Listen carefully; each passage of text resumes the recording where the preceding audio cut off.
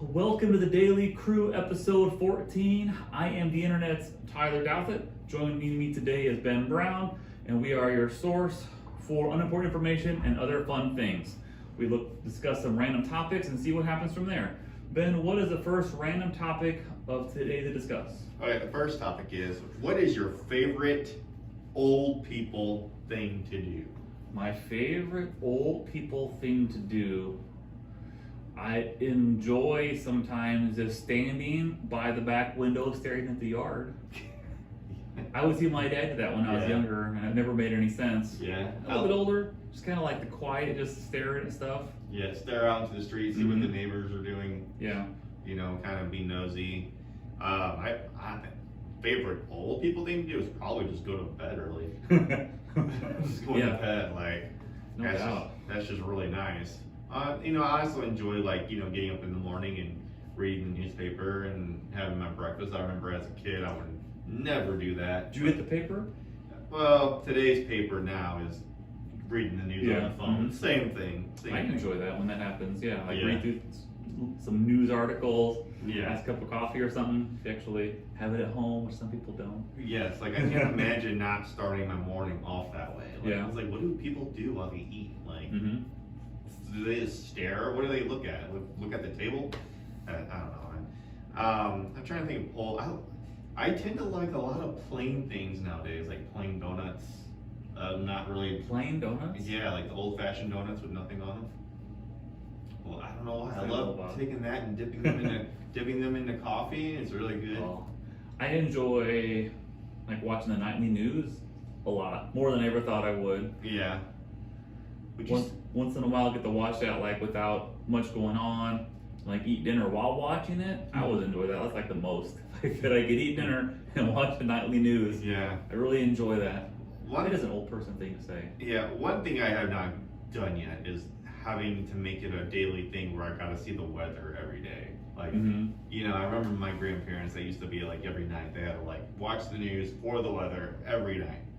I still look at the weather every day, like when we're thinking, and Karen more than me, but how are we going to put the kid, what coach they be on? But Yeah. that's kind of, you don't have to wait for that information anymore. No, You look at right. your phone, oh, it's going to be this low, this high today. Yeah. And just move on. Yeah, I remember going over to my grandparents' house and the weather channel was always on, and we were Yeah. not allowed to change the channel. I remember watching that too, and they had, it was like local weather on the 8th. Like every 8th, they would show your local weather. You think, that's how it used to be. Yeah. That reminds me, do you remember that like the TV Guide channels, things like that? Yes, When you yeah. would watch it scroll through for like 5 minutes just to see what was going to be on in like half an hour on one station. Yes. You waited that always felt like forever. Yes. And that used to be what you had to do. And that was at the time probably like a big step up instead of like getting a TV Guide in the mail or whatever. Yeah, I remember that, like, especially if you had like HBO or any of those movie channels, Mhm. you would watch that TV Guide channel and see what movies were coming on, Yeah.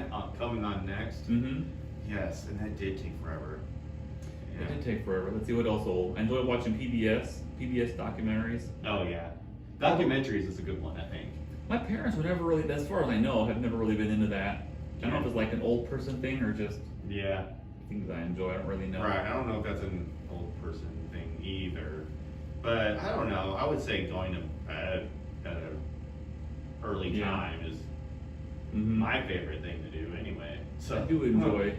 Yeah, like the Olympics are on right now, and we all want to stay up and watch it. But they start a lot of the stuff at like 7, 8, 9 o'clock at night, Mhm. and just Karen and I were talking this morning because this thing was on like 10 o'clock last night, and we weren't awake to watch whatever happened. And I remember as a kid being up that late, and my parents being up late all the time. Yeah. So I'm not sure what's different. I mean, our kids are younger than I was when they would be up that late. Yeah. So I don't know if it was different, like as they get older and the kids are more doing all their own stuff to get ready for school. That's probably Yeah. gonna impact that a little bit, I guess. Yeah. Right, yeah. I don't know. I'm just trying to think of, because I do notice like they get up early too. Mm-hmm. They tend to get up early. Yeah. They go to bed early, but they also get up really early, which I am a morning person, especially on the weekends.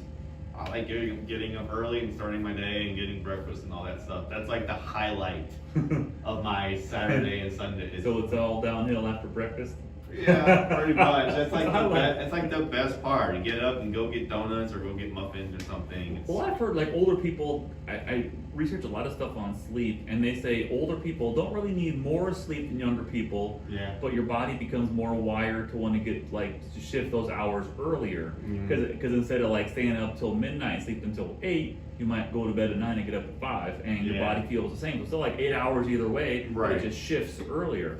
Yeah, that's I used to think that I used to be like that. I used to be like, oh, I gotta stay up late, to get the most out of my day. But then I would just sleep in the next day. Mm-hmm. I feel like it either way it comes out about the same. You Yeah. go to bed early, you wake up early, you're Mhm. still getting the same amount of time. Like me, I'd rather get more time in the morning than Mhm. like late at night when it's dark out. Like Yeah. if I'm not going anywhere, if I'm not going out anywhere, doing Yeah. anything, if I'm just staying home. Getting up early. Mm-hmm. Reading the paper. I remember your dad would always, isn't he like most mornings like sit and have a cup of coffee? A lot of times Yes. like out when it's nicer, like outside. Mm-hmm. Yeah. Yep.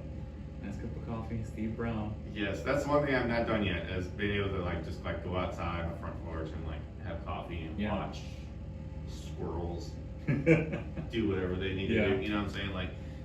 I might be getting there, but not there yet. All right, what's next on our list? The next one is, what is the politest way to end a conversation that you're not interested in? The most polite way to end a conversation you're not interested in. Oh, hey, I gotta take this phone call. Yeah. I gotta take this call, or I gotta call my wife or something like that. You could kind of Yeah. use like something important, somebody that would understand that's vague enough Yeah. they can't really pinpoint it. You know what? I typically don't ever have this problem because I feel like a lot of the times if the conversation is boring, it's probably because you're not adding to it to Yeah. make it. Mhm. You know what I'm saying? Like I always try to add to the conversation, ask them questions about whatever it is they're Mhm. talking about, and then kind of make it interesting. Yeah. I know sometimes that's easier said than done because they don't. When you're talking to someone, they don't always leave it open-ended to where you can ask questions. They just keep talking and talking and Most talking. polite way. It's almost more fun to think of unpolite ways. Impolite? Yeah. Impolite ways I- to end a conversation, but polite I ways. feel like it's just I'm sorry, I'm just not interested. Can we just Yeah. move on? Like I would keep talking about this, but I really don't want to. Right. Right. Another polite way. It's almost like how you dodge things, right? Yes. And I don't want to give away any good ones because that way people will know when I use them the next time. Right. Yeah, I just feel like anything that's blatantly obvious or you're being rude that you're just checking out. I think the one is, I'm sorry, what were you saying? Mm-hmm. That is, don't do that. I just feel like if the conversation's boring, I don't think you should try to way to get out of it. I think you should try to find a way to make it interesting. Try Yeah. to find a way to ask questions, add to it. I feel like that's the polite thing to do. If you're bored of a conversation, is don't run away from it. Just try to engage a little bit more to make it interesting for yourself. Yeah. Mhm. I feel like that's what you should do. So that's what I try to do. And I'm a talker anyway. But trying to think of to totally end the conversation though. If I really wanted to, I think the best excuse is just say, hey, I'm sorry, I really got to go do this real quick. Yeah. And a lot of times it's not even a lie. You really do have things you got to Yeah. do. That's Because true. typically that's when you're not paying attention to somebody is when you have other things on your mind. Mhm. You don't pay much attention. Yeah. It's almost like, remember in The Social Network when Mark Zuckerberg's character was saying it'd be nice to go to a party and know who actually had a boyfriend. Like they'll look at these girls at some party, Yeah. say who has a boyfriend, who doesn't have a boyfriend, Yeah. and then from that the Facebook thing in a relationship, single, all Yeah. those was born. Fine. If there was a similar thing, Yeah. you could wear something like I'm interested in a conversation or I'm not. I wish Amanda was here because she might know a little bit more about this. But my grandma told me one time that back in when she was growing up, it was pretty normal for a woman to wear something that signified that they were single. They'll either have Really? a flower, something like a flower that was supposed to mean that they were single, Did they or really? sometimes there was a wristband. It lets people know, like, there's just different things. I mean, it was like, it just depends on where you live, but there was always a secret code of, of letting people, like, I hear about, toe rings. It might have been too secret because I remember in my single days, Yeah. I was wondering like which one of these Yeah. people has Well, a boyfriend. I think that's a trend that kind of disappeared as Yeah. time went on. By the time it got to our time, I think it was already kind of not a really well thing. But I know my grandma said that when she was young in high school, that was completely normal. If you were single, you wore the flower, or you wore a wristband, or you did something, and everyone knew just by looking at you that you were single. Really? Yeah. Yeah. I didn't know that at all. Yeah, I know. I didn't know that either. And I was like, why do we not do this today? Because I feel like Yeah. it would solve all kinds of problems. I always feel like that would be an interesting thing, and I was never one to really like, go out to bars and stuff Yeah. like that, but I did go to a bar a couple times Yeah. in my life when I was younger. And I remember thinking too, it would be helpful because I'm sure there are women at these places, like some would love to be approached by a guy, Yeah. and some would really not want to be approached by a guy. Yes. And if there was some way when they enter, like you could signal like, do you want like I don't know, a necklace or some marker like you Yeah. said, like I am interested in guys approaching me. Yeah. Or I am not interested in that. So then guys can act accordingly. Yeah, it is. It's such a guessing game. It really is. Only thing that only worked well for me was just a flat out ask, Mhm. like, "Are you taking? Yes or no?" And then whatever they said, I was like, "Okay, cool." I feel like that was always the best way because I never knew. But you know what? I feel like I'm a lot like a lot of guys were very oblivious to things. I think a lot of guys. Like we missed the hint. You know what I'm Mhm, saying? Like. yeah.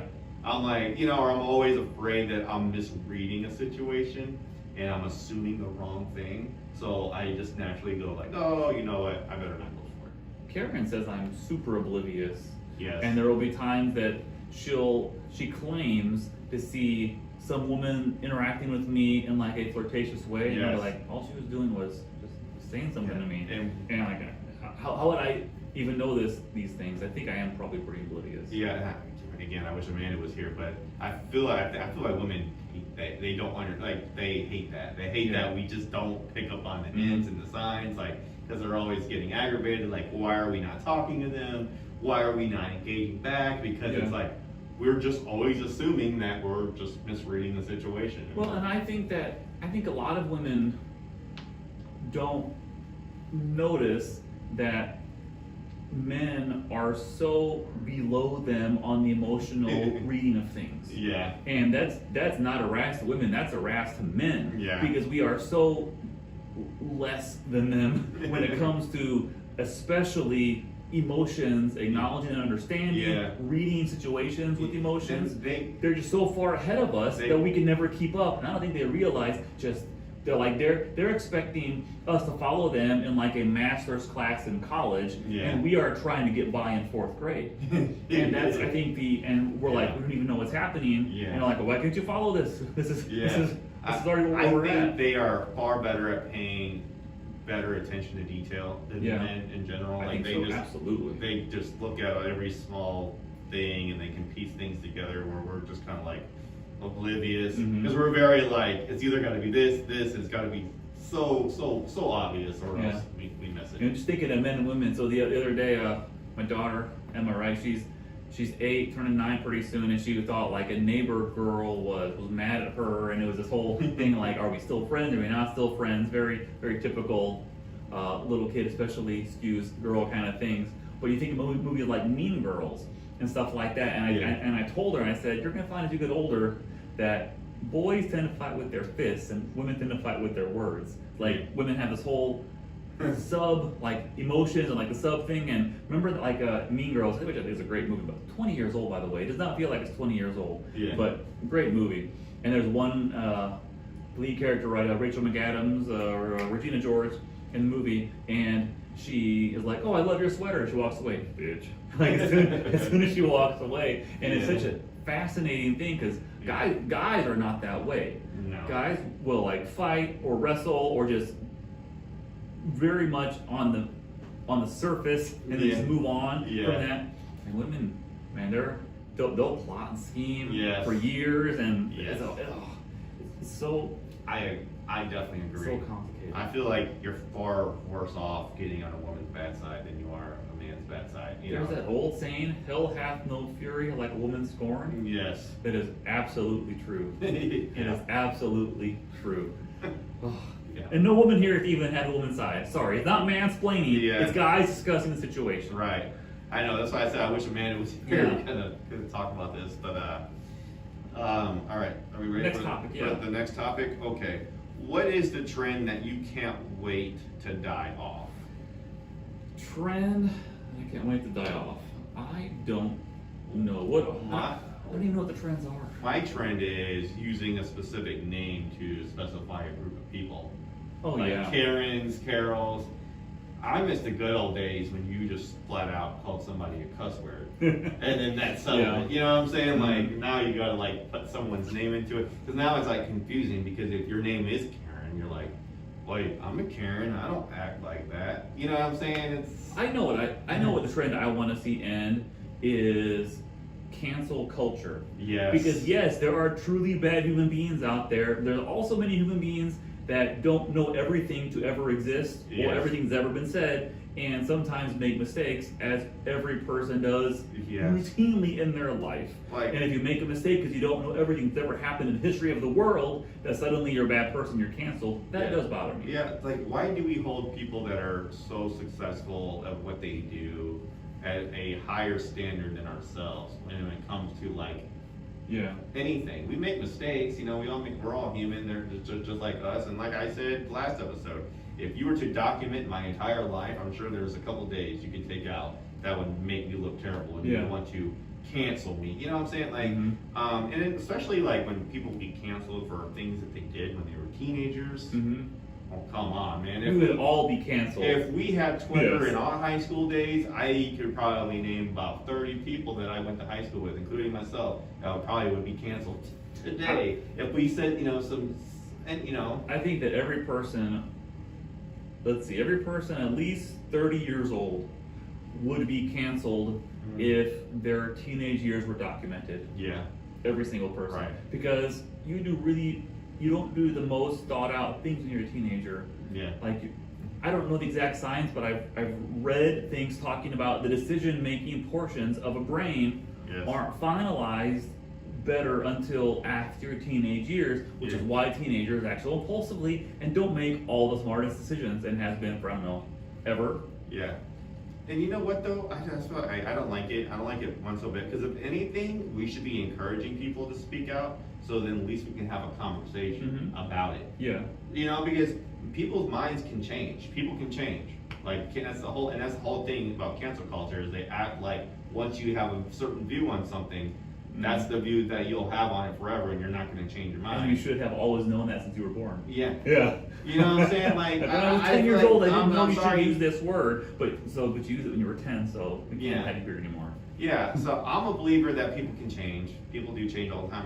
Like I said, I'm not the same person that I've always been. Mhm. I've changed. My mindset's changed. My outlook on things, different perspectives, experience things. You know what I'm saying? Like I think we all go through that. That's just called Mhm. growing up. That's Yeah, called isn't that growing as a person? Yeah. You learn what you used to do, Yeah. and you realize, oh, I did that, and that probably wasn't smart because I've learned and grown Yeah. since then. Right. Isn't that the journey of like humanity? Yeah. That sounds a little too deep, but to learn and grow Mhm. as you get older, isn't that what we all hope to do? Yes. I mean, a lot of the people in these comment sections on Twitter and everywhere, every one of them would almost be canceled if Mhm. they were, Yeah. if we were given the Mhm. same standards as like celebrities. You know, like I just feel like it's kind of hypocritical. We're not all perfect. I think one of the Yeah. most entertaining criticisms, like cancel culture and things like that, is amongst actors and actresses. Yes. That if you have a particular role, that you don't have someone just like that role be that actor or actress, Yeah. that's unacceptable. Hmm. And I find that extremely interesting and intriguing because isn't it an actor's job to pretend to be someone they are not? Yeah. Yeah. Yeah. Yeah. I can't even understand. Yeah. Like, if you have someone that's not gay pretend to be gay, okay, fine, and then it snowballs and escalates from there. You have someone that wasn't, exact descent play that exact descent person in a movie. Yeah. Oh, you have someone. Well, no, you got to have someone that's 40 years old with someone that was 40 years old then. Right. And it just escalates. Exactly, And it like, becomes. we don't- It's their job to act. Yeah, It's their like- job to be other people. I mean, they hardly anymore. Remember, they used to never have teenagers play teenagers in high school Mhm. movies. Yeah. They were always in their 20s. Like, older Yeah. people playing At least. teenagers. Yeah. You know what I'm Mhm. saying? Like, I don't know. Yeah, I think like their job is to act. I think what if the issue is they just did a bad job, then just say that. They Mhm. said they didn't play the part right. They didn't They didn't do this. They didn't do their homework and researching. Say that. Don't say like, oh, you should have casted this person because they are better qualified. I just feel like there's so much more to it than that. Like, I mean, like, because like again, like these movies are expensive. Mm-hmm. Lots of money's at stake. A lot of times, a lot of these movies get majority of their money back opening weekend. If what I'm saying, then really opening weekend is going to reflect on how the movie's going to do for the rest of the time, Mhm. because that's when they get the majority of the Yeah. money. So like, if you're who would you rather put as top billing? Some well-known actor that people love to go see and has a good track record, or somebody that nobody's ever heard of? Every now and then they'll take a gamble on an unknown actor or actress, put them in top Yeah. billing, and then it'll do well. That's not always the case. And that's normally on purpose, right? Like Yeah. when you want an unknown person, someone that's not really typecast or known for something. Yes. Yeah. Yeah, and then I see it both ways. I like it when they give a new person a chance, because like every celebrity was given a chance at some point. You know what I'm saying? Like, they weren't always well known. Doesn't it seem to be? I think it happens when they expect big movies that will be like trilogies and all this. Yeah. I think don't they try to get them unknown so they can sign a contract Yeah. real cheap? Just to do more movies. Yeah, like we sign a to 3-movie stay- contract cheap because you're an unknown person. Yeah. And then you're famous, and then probably like I bet like the Twilight people, I bet, and like Harry Potter, they were kids anyway. Yeah. But when you expect to make like 3, 5, 10 movies, and because Mhm. I'm sure like Fast and Furious movies cost a ton to make, and I bet a ton to all these actors and actresses that are in there, because they're all super famous now. They're all like getting a new contracts versus paying what you were when you were an unknown versus when you're a known. Yeah. I think, yeah, get them cheap. Yeah, and then also a lot of it has to do with the way the movie is pitched to the said producer movie Yeah. studio that's making it. A lot of times these writers have somebody in mind I've heard that. to play the role before they even pitch it. You know what I'm Mhm. saying? So they're like, well, if I can get Will Ferrell on board to play Elf, if I can get him to play Elf, would you agree to help me make this Yeah, movie? that's a And good they're like, point. well, if you can get Will Ferrell on board, sign us up. You know what I'm Yeah. saying? Like, a lot of it, it's just so hard to get a movie to get a script greenlit and made, that like a lot of that stuff is predetermined way before Mhm. they actually get in. Before anyone else is casting. Really? I guess that makes sense, yeah, because if you have a big name actor, like if you can do this and we'll do this. I've actually heard Yeah. stories too of people kind of like poker bluffing that. Yeah. Like, if I get Will Ferrell, will you do this? And like, if I get this actor, like, and you tell Will Ferrell, like, well, if I can get this director, will you say this? Yeah. And it's like the cops, when they come in and say, hey, your buddy already said that you were guilty. Yeah. And like, we say, okay, fine.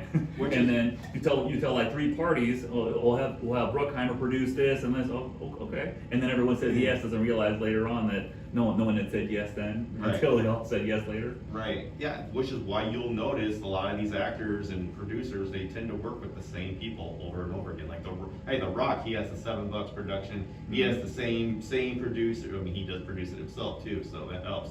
But like, you see a lot of like movies are made with people that they worked with in the past. And like a lot of director Mhm. and actor combos, or like probably like Hanks and Spielberg, but and you become like buddies too. Yeah. DiCaprio and before we started like in Scorsese, Yeah. they like to do a lot of the same Mhm. ones. Yeah, that's probably true.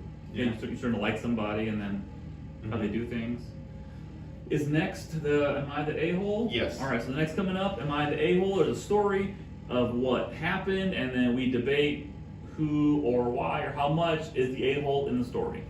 Okay, so this one's really easy. So basically, this couple just had their wedding, and supposedly that the groom's parents ruined it ruined the wedding, and now they're trying to blame, like, basically, his parents got into a fight.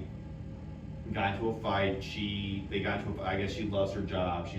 She's obsessed with her job, and I guess the husband, the groom's dad asked her, like, do you love your job more than me? Apparently she said yes. Like, well, do you even love me anymore? Meanwhile, this is at a wedding. This is at the wedding. This is at the so wedding. That, like, they had Wedding already said I reception. do, so like they already said I do, and Yeah. then the couple were breaking into a fight Yeah. about career and priorities. Yeah. Okay. And so the groom's dad was like, well, if you don't love me anymore, I want a divorce, and then took off his ring and threw it at her. Wait, no, the parents of the groom got in a fight, Yeah. not the bride and groom. Yes. Okay, the groom, parents yeah. of the groom. The parents of Okay. the groom got into a fight, which the guy, he took off his ring, threw it at her, and said he wanted a divorce. Yeah. Made a whole scene, caused the whole thing or whatever. Now the bride, a few weeks later, the bride is upset, thinks that the groom's dad should apologize for what he did for causing a scene,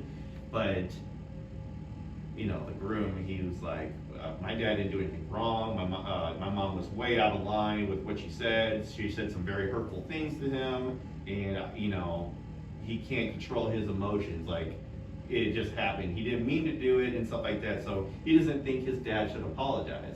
But so who do we think is the a-hole in this scenario?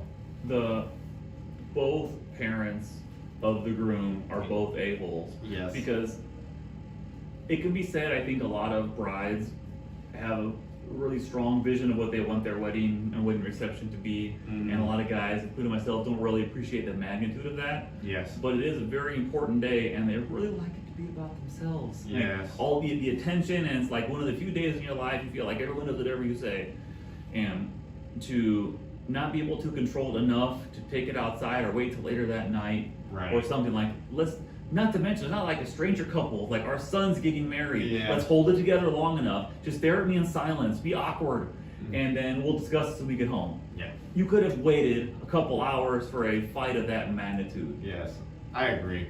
I Yeah. mean, there are certain times for stuff like that. He could have held back those sensitive questions that Mhm. would have got her. That would have caused the whole thing. He was the one that made it a possibility. Like, he Mhm. kind of opened himself up for that. Yeah. I think that all of that could have waited. I mean, he's waited the entire time they've been married. Mhm. Why couldn't you just wait one more night? You know what I mean? So, yeah, I think it was just bad timing, poor choice, not understanding where you're at. And like you said, like, weddings, a lot goes into them. Mhm. They cost a lot of money, which they probably helped pay for. Yeah. You know what I'm Mhm. saying? And then, like you said, like, the brides, they want their weddings to go a certain way, and they don't want anything to ruin it, because Mhm. that's the one night that they get. Yeah. And I completely understand why she would be upset. And yeah, I do think that the groom's dad both parents actually should apologize for what happened. Yeah, both parents should apologize. That's unacceptable. Yes. One, just to be like a considerate human and not take all this, take the positive attention away from what's actually happening into negative attention. Yeah. That's just, as a guest to any wedding, that makes you already an a-hole. Yeah. And then on top of that, that it's like family, parents of the groom, that's even worse. Yeah. You can, and I know couples fight for lots of different reasons, lots of different ways, Yeah. but you could have held off a little bit. Yes. A little bit for the sake of your kid. Yeah. Like, just suck it up for a couple hours and go home and fight. Right. Whenever you're at somebody else's wedding, your only job is just not ruin it. That's really your That's only your job is don't ruin these people's time. I think you're right. That's your job. Yeah. Don't ruin it. Someone Mhm. invites you to a wedding, you just don't ruin it. Or make it more fun. Because I think the bride and the groom, they enjoy people Yes. having fun at their wedding reception. I think they Mhm. do. So I would say, I would counter, not so much ruin it, but inject positivity and happiness Yes. into the wedding. Right. Yeah. That's why I Try to said, build it up. that's why I've heard people talk in the past, like, they'll invite people that they're not necessarily close with, let's say it's like a work friend or a Mhm. friend of a friend that they know is an icebreaker, tends to It's fun, right? start, Fun start person. parties, has Yeah. a fun Might personality. start dancing before someone Yeah, else. they like you always want Yeah. at least one of those, you Yeah. know, at your wedding because then you can kind of grease the wheels a little Yeah. bit. You know what I'm saying? Get things going. Like I've heard people do that, you know, doing that in the past. I think a good sign of a good wedding reception is how many births occur 9 months later. Because there were Yeah. 2 births on, I forget who they were, but at Karen and mine's wedding, about 9 months later, 2 kids were born. Not to take credit, but that's a sign of a good party. Yeah, Sign I would say so. of a good party. It is. And don't have, I know not everybody drinks, and I can respect that entirely, but don't be the person that has a reception without an open bar option. Yeah. People don't want to go to that if it's not even a thing. Yeah. Maybe that's just a thing. And you don't Yeah. drink if you want to drink, but many people want that at a reception. They kind of expect it. It's kind of the reason they go to weddings and receptions to begin with, is the reception bar. Yeah. Yeah. Yes. Anything else to add for today? No, that's it. Like I said, I think the parents that caused the scene, they need to apologize, and I do think the groom needs to understand that and Yeah. understand Mhm. why his new wife would be upset. Yeah. 2 a-holes in that story, and they're both the groom's parents. Yep. Thank you for watching. Thank you for listening to the Daily Crew. See you next time. Later.